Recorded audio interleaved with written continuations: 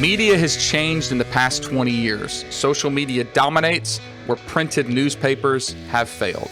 However, our guest Megan Bennett is going to talk to us about how more traditional old school media and public relations can still be massively powerful for selling your product or for digital marketing, basically for building your business. Stay tuned. This episode's a good one.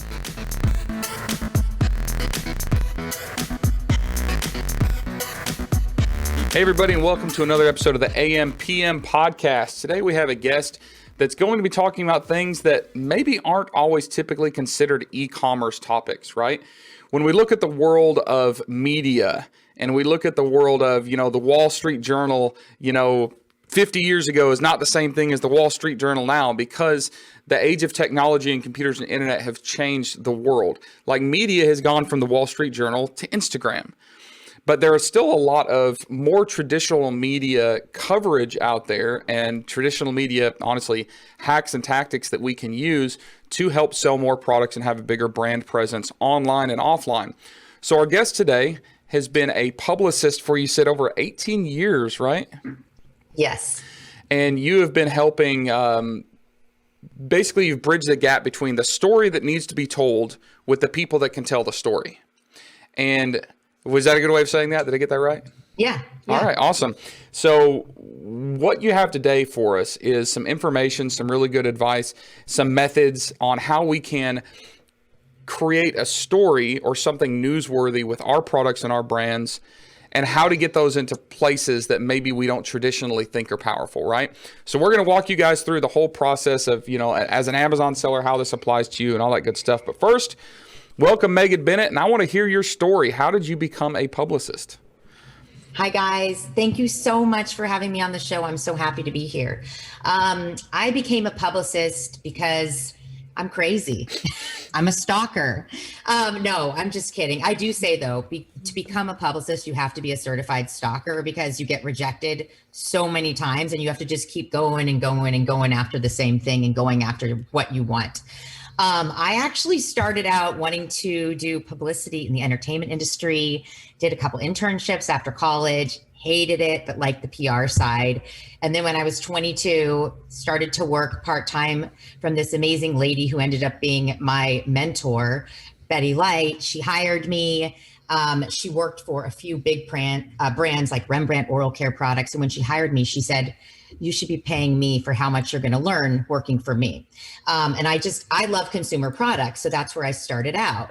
And basically what public relations is us reaching out to the media and pitching your brand or your product in a way that they want to test it editorially and then do a review authentically, so that it's not a paid for ad. And so my job is to convince the media and the talk show hosts and the editors and the producers to try whatever products that I'm promoting, get them to love it as much as I do, and then get them to feature it in a story, a segment, a post. And I've been doing that for 18 years just because I love it so much. Like, my job is my hobby.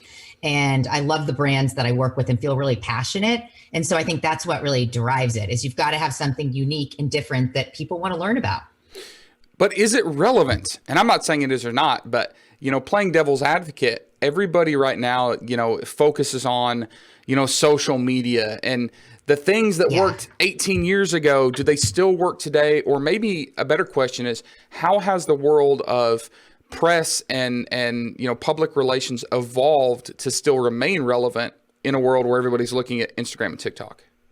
Yeah, it's totally evolved. When I started, I used to smile and dial. I'd print out a list of stuff from this huge binder of media contacts, and I get on the phone and pitch something, and sorry, not interested. I'd just get rejected. Then I'd have to take notes. I had like 15 binders of notes that I would take.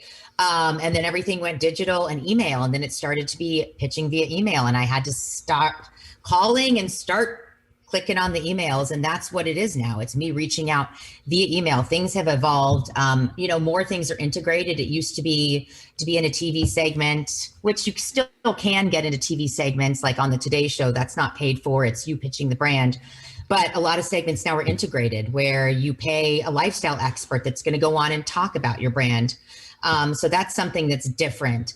But what is still the same is getting those top media outlets to cover you. Like, I'll give you an example. And it's now more digital than print. Everybody wanted to be in People magazine. Well, now being on people.com is just as good as being in the print edition, because people are looking at their phones, they're looking at their tablets. Digital's where it's at. We worked with one company, had these amazing Wagyu, it's really upscale Japanese beef. They created these hot dogs that were Japanese beef Wagyu hot dogs, and we pitched it to Food and Wine as being freaking amazing. And it was for foodandwine.com. Sent this huge package of hot dogs. They didn't get them. They got lost in the mailing room. We had to send another box. The client was like, "Are you sure we should do this? It's really expensive." And I'm like, "Hell yeah, it's Food and Wine." About 2 weeks later, my client, it's called Casey Cattle Company, amazing Wagyu beef, veteran founded company, like startup, small. Well, they called me and they said, "I don't know what's going on, but we're getting all these sales." And we look online and it's Food and Wine. They were voted the #1 best beef hot dog by Food and Wine online. Within 2 weeks, they made $250,000 in sales. And that was from one PR placement that cost them. All it cost them was to send the product and, have us as publicists, but we do this every month and we're sending it to multiple outlets. So it's stuff like that can really make the meter move. And it's that click through, which we didn't have 20 years ago, where you'll read an article and you literally just click and get right to the store. People before were just heading to retail. Now everything's online. And that's why Amazon is also so important these days. Yeah. The call to action, the ability to take action immediately, not read something in the back of the Air Mall magazine on flight, wait till you get home, make the phone call, order this stuff, send a check or money order. Things happen fast. But it's interesting to me that the big players back in the day, 20 years ago, Food and Wine, the people that had the print magazine still carry so much clout and credibility, and they've just moved to online. But those aren't people that are out there looking at your Instagram account for your business to find those products. So it is like a different threshold to get into them, right? So what you're telling me, if I understand this correctly, is that although media is more accessible for all of us, to view and post on media, the threshold of getting into the big media outlet still requires the lists, the business development, relationships, the capabilities to actually make that happen, right? So it's still a little unattainable for most people on their cell phone. Yeah, it is. It's unobtainable because you don't have the right contacts. Now, if you have the drive and the passion to do it, you can do it. Anybody can do it. But it takes a certain personality to deal with so much rejection, because you get it every day. Yeah. Well, and I suspect that there's other reasons to be rejected. So it's not just about tenacity, but also product. And I want to get that in a second. But let me first talk about why this is important. And let me preface it by saying most of our audience, they're platform sellers, Amazon, Shopify, things like that, where we've been driving our own traffic. But we know that as great as Amazon is, having 200 plus million people, using Prime, for example, we can get lost, right?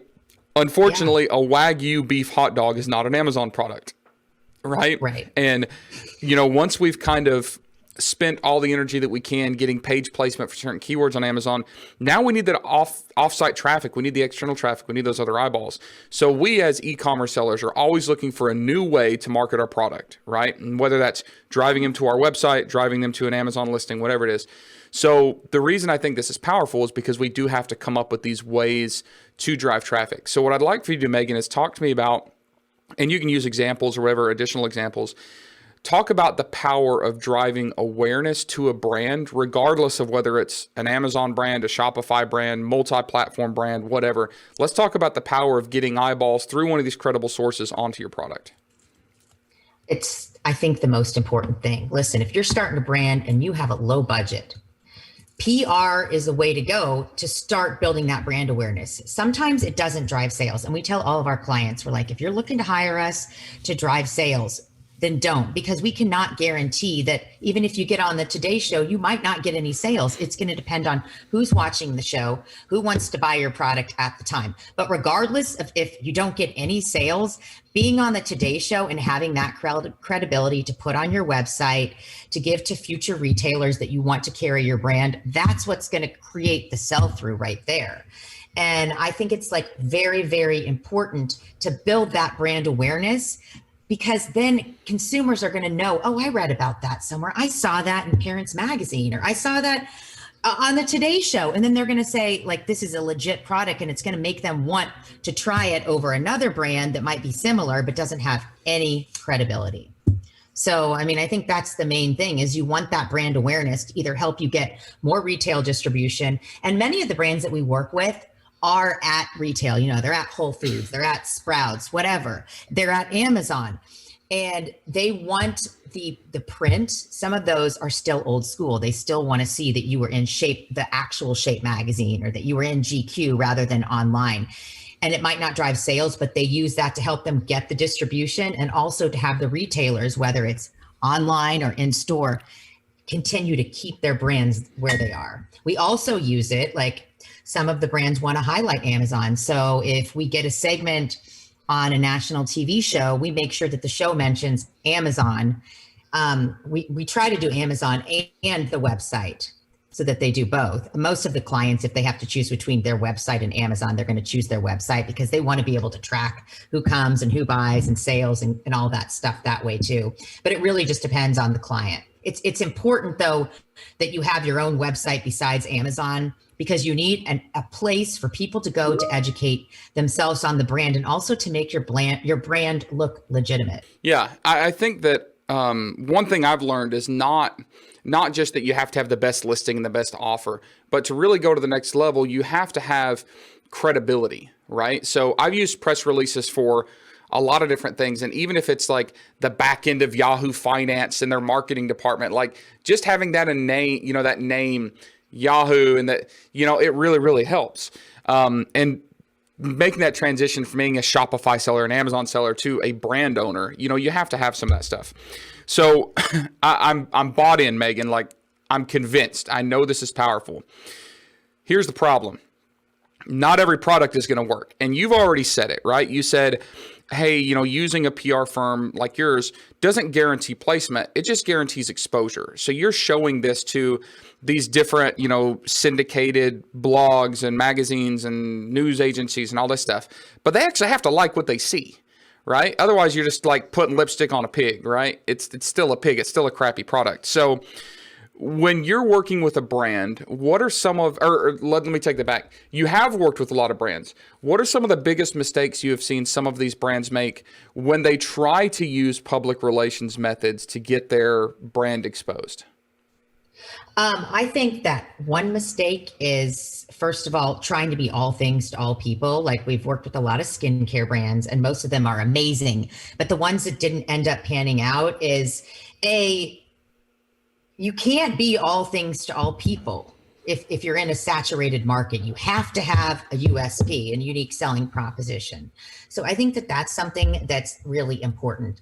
And number two, micromanaging PR firms. Don't waste your time. If you need us to help you promote your brand, go do something else that you need to focus on, because micromanaging, we know what we're doing. Everything that we send out, we're doing for a purpose. So that's one thing that has been a problem in the past, is just being micromanaged to the point that, like, I don't think it's worth their time,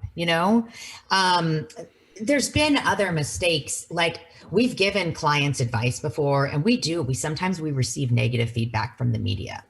And we'll get it from multiple people will tell us the same thing. And we're totally honest and transparent. We let the client know.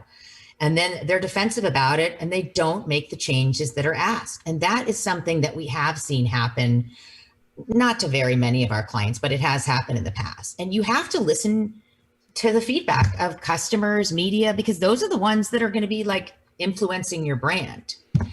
So that's something that I think you need to take constructive criticism and really, use that to help fix your brand. Just because you think something's great doesn't mean that everybody else does, So those are kind of some of the mistakes that we've seen. Other like challenges that we've had, I guess, would be, some of the clients that we work with maybe expect that they're going to get tons of press within 1 month of starting a campaign. And usually with most products, like, I'll give you an example, like vitamins and supplements, it takes at least 3 months, because the media not going to write about something that they haven't tested for at least a month. So they have to go through the testing process, and they're getting hundreds of samples. So it's a massage process, and things take sometimes 3 to 6 months. And sometimes brands aren't patient enough to wait for it to come into fruition. I guess another challenge is sort of like what I said at the beginning, that some brands, even though we explained to them that it's not necessarily going to drive sales, they still want it to. And then they get frustrated as, why isn't this placement? Why am I not making money from this? Why is there no traffic going to my site? And that's something that it is challenging. And unfortunately, we can't answer the whys. We don't know how to explain why something's not getting reviewed and other things are.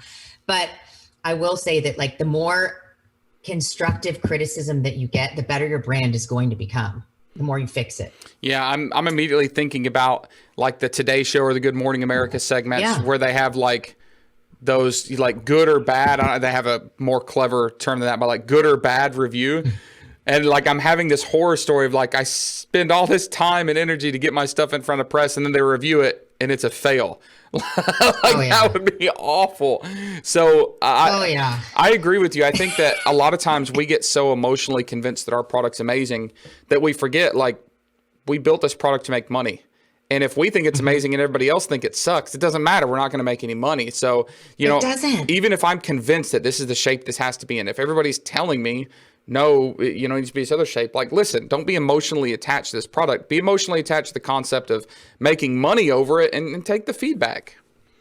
Yes. And one thing I did forget to mention, or it didn't even, now it's occurred to me, is one other thing is when it comes to emotions, one other thing that is really important as a brand owner, and we have had this challenge with a few, is that you need to make sure that even if your brand doesn't have a story as how it's created, you got to create a story or nobody's going to care about the brand. You have to have a reason as to why you created this skincare brand.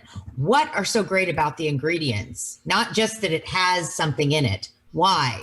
You can't be afraid to share your struggles, because that is what is going to get people to empathize with you and be more interested in buying your brand over something that might be cheaper and prettier packaging, And a lot of people, they undervalue their story. Like they think, this isn't handmade by a bunch of Tibetan monks. There's nothing to tell here. They think, this thing isn't curing cancer. But a lot of times a story isn't even about the product. It's about the business.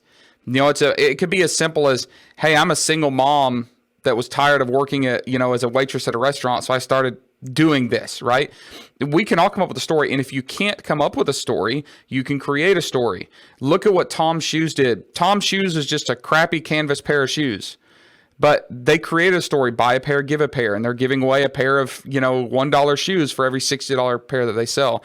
I know people that work with nonprofits, people that work with groups like the Wounded Warrior Project and all that stuff. So you can create a story. Now, the worst thing you can do, in my opinion, like this, they ought to, throw you under the jail, is don't create a story and not follow through. There's people that say, hey, I'm working to do this and raise money. Don't be one of those people that that claims, percentage of proceeds are going to this. Yeah. Don't do it till you're ready. All right. So as a side note, what is one of the weirdest or most entertaining products that you have tried to put to media and gotten some crazy feedback from? It's one of my favorite brands, and we still work with them. It's called Ball Wash. That's amazing. Please continue. Hope this is show appropriate. Go for it. Yep. I want you to meet these people. It's freaking awesome. But it's a brand that is for your precious jewels down below. It is a wash for your balls. And I saw the brand. I think we've been with them for like 2 years. I was just flipping through some Instagram ads, and I'm like, this is the most amazing concept. It's like calling a spade a spade. It is what it is. And like, they revolutionized the category. And I reached out and I'm like, I really want to promote your brand. I think we can get tons of media to cover this. And so they hired us, and we've been with them ever since. And we're pitching below the belt grooming care every month. Sometimes we get people like responding saying, I cannot believe that you would send this to me. Like, please remove me. Don't ever contact me again. And then half the time it's like, oh my God, I need this for my boyfriend. Please send this right away. We'll do a review. It's just crazy. So I would say that one is totally off the walls, balls to the wall crazy, but it's a cool company. They do amazing marketing, and they have like like they're doing something for Movember right now where, you know, like they have a ball wash that goes to sales. Like it's a really like smart company. And so, yeah, I would take something as crazy as that on, and guess what? Men all over the country and women are buying it because it's a product that people need. So yeah, that's a really crazy, fun example. I love I love to tell people that we represent them, because sometimes the shock is like, and it's like, where can I buy that? Yep. There's a brand that I followed their marketing for a while called Manscaped. I'm sure you're familiar with them. Yep. And they do the same thing. It's just trendy, catchy. Like they've got a hair clipper they call the lawnmower. You know, it's just amazing marketing. Another one that's similarly, some of their product isn't as taboo, but some of their marketing is a little inappropriate, is called Bird Dog Shorts. Have you seen these guys? Oh, yes. I've totally I almost bought some for my I husband. absolutely love their marketing. And they even did some funny stuff. Like they took some bad press and turned it into great press. Like they pitched on Shark Tank, and Mark Cuban just ate them for lunch, just tore them a new one. And now half of their advertising is quotes from Mark Cuban talking about their products. Right? It's hilarious. Awesome. So long story short, folks, if you even think you have like the weirdest, most off the wall product that is very, very niche, that, you know, like the big press agencies or the big, you know, influential groups aren't interested in, hey, they are interested in shampoo for your balls. Like, like there's always a story to be told, right? 100%. Right now, the editors are listening to this going, did Tim just say shampoo for your balls? I did say shampoo for your balls. All right. Actually, Megan said it first. You can blame her. All right. So moving on, I want you to give some advice. All right. Those that are listening here have been completely derailed and they're still rolling their eyes at the last comment. But moving forward, we've talked about the power of press. We've talked about some mistakes that have been made. I'd like to hear a few pieces of guidance that you would give to people if they are selling a brand and they're thinking about making their move into, you know, some sort of press distribution system. What are some of the steps that they need to take now to get ready? And when do they know they're ready to do this? Okay, so you're ready to start, or we're ready to promote, or if you're ready to self-promote, you got to make sure that, first of all, you have got samples available. Like you cannot promote or start doing stuff unless you want to tease a brand. But with the media, we can't send anything until you have physical samples that you can get into your hands. If you're a jewelry line, like you can send a sample and then have a return envelope if it's too expensive to send back, but you have got to have something to get into their hands. Number two, you have to have really good assets, high res photos, beautiful white background images, because the digital, the print, they all want to see beautiful photos that sometimes they don't have time to take their own. And so they just pop them right into the story. You've got to have, if you're going to hire a PR firm, you've got to have a budget at least for 3 months, I would say, because that's how long it takes to really start to see the press coverage and the placements come in. You need to have a method of getting the samples to the media. And most of the brands we work with, they have a distribution house. And like most importantly, you've got to have a stellar website that has information about the brand, Q&A. You need to have, if you have like an expert that you could put there, a story behind the brand and about us. And that is what is really going to drive people to look and get more product information about your brand. And then you have to have a story. And then we're ready to go. We are ready to promote you to the media. So let's talk about persistence and tenacity. You said that, you know, like part of your job is being able to accept rejection. And I'd like to talk about that a little bit with press. Like if I've got a normal product, you know, at what kind of percentage of feedback do I get that's even positive enough to say like, yeah, go ahead and send me a sample? Or is this like very, very few people that even look at these emails or promos ever even respond at all? I would say that like if you're going to email 100 people, you're going to hear back from at least a fifth of them. And the main point is that if you don't, then email them again. And if you don't, then email them again and change your subject line. It's all about what you put in that email and what your subject line is. That's what's going to get the media to open up your email in the first place. And then don't attach a press release. Nobody cares. Nobody's going to read a press release. You attach a short email that asks a question, gets them looped in, gives a short elevator pitch about your brand, and has a picture. You need a picture because they immediately look at the image. That's what's going to get them to respond and write you back and ask for more. Business in general is about second guessing ourselves, right? When you're putting out a product and everybody's saying no, but you're convinced that this product is a yes, like how do you stop listening to those external no's and keep pushing forward and have the confidence to know that like you can get this thing moving? Like, where do you find that source of encouragement? Because for me, if I'm told no 4/5 of the time, man, I'm ready to go lock myself in a closet and curl up on the floor in the fetal position, right? But you're happy with 1/5 of them saying, okay, maybe.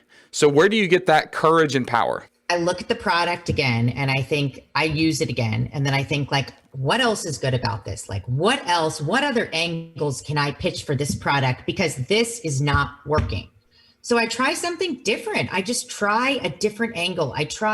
Maybe I tie something in topical, something that's going on, add it to a holiday gift guide pitch, find another subject, another way than just pitching. You need to check out this amazing cup. I don't know.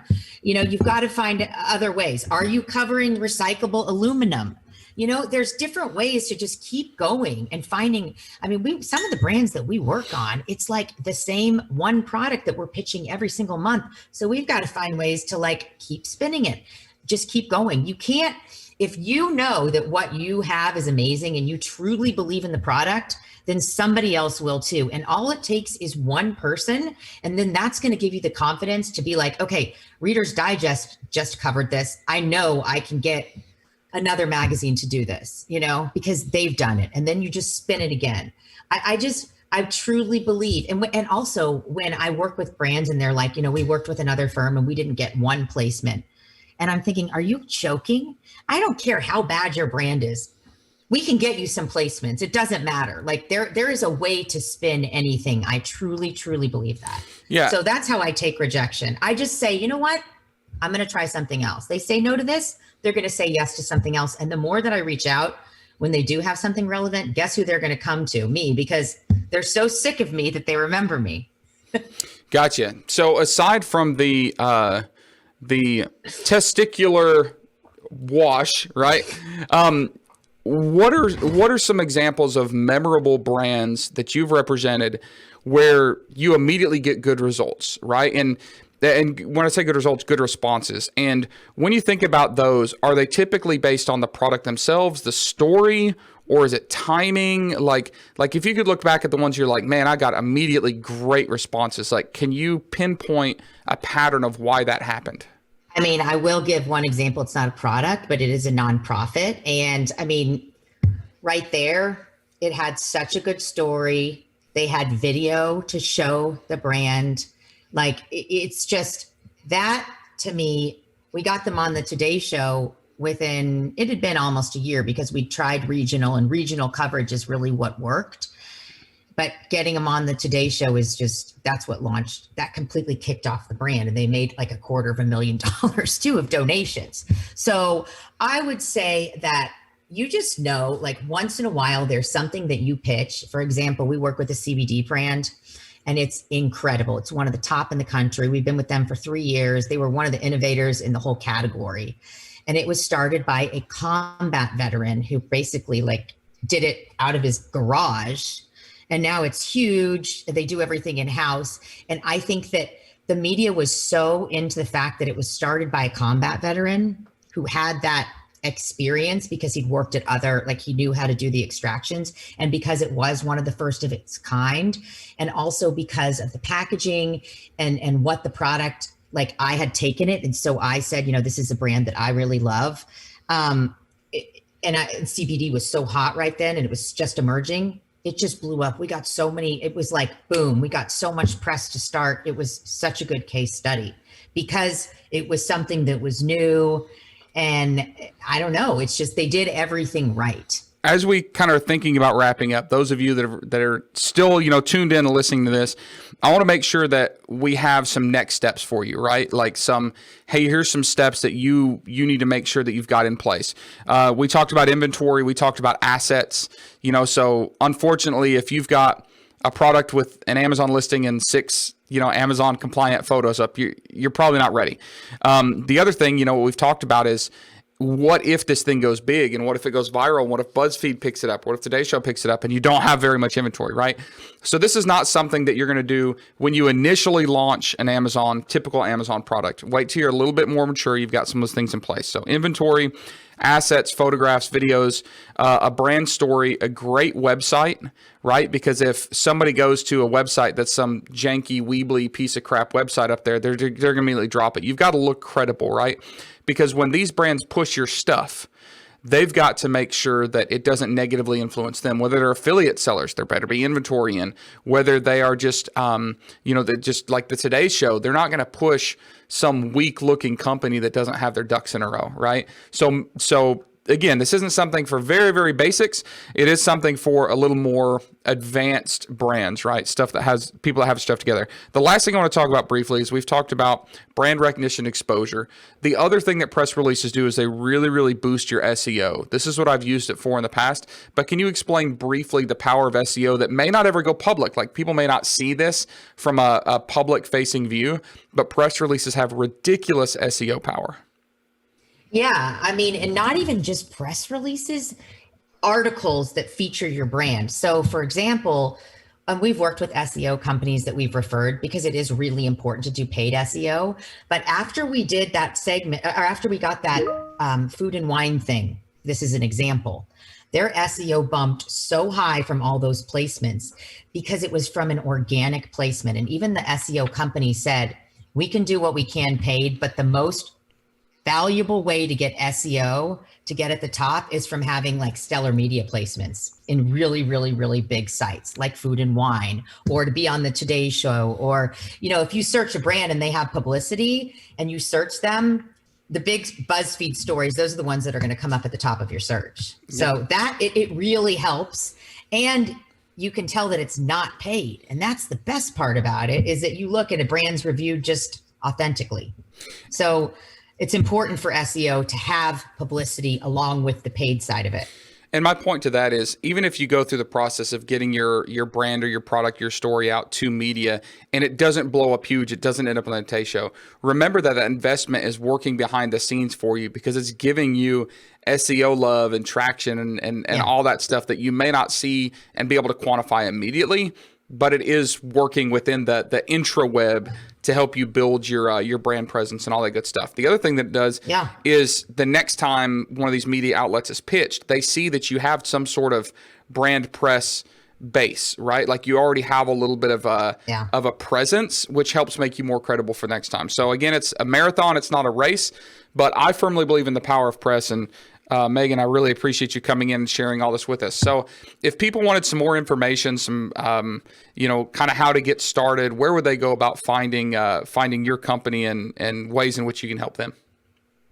So my company is lightyearsahead.com, or you can just reach out to me via email at Megan, Megan, at lightyearsahead.com. And I'm happy to talk, give you advice or whatever.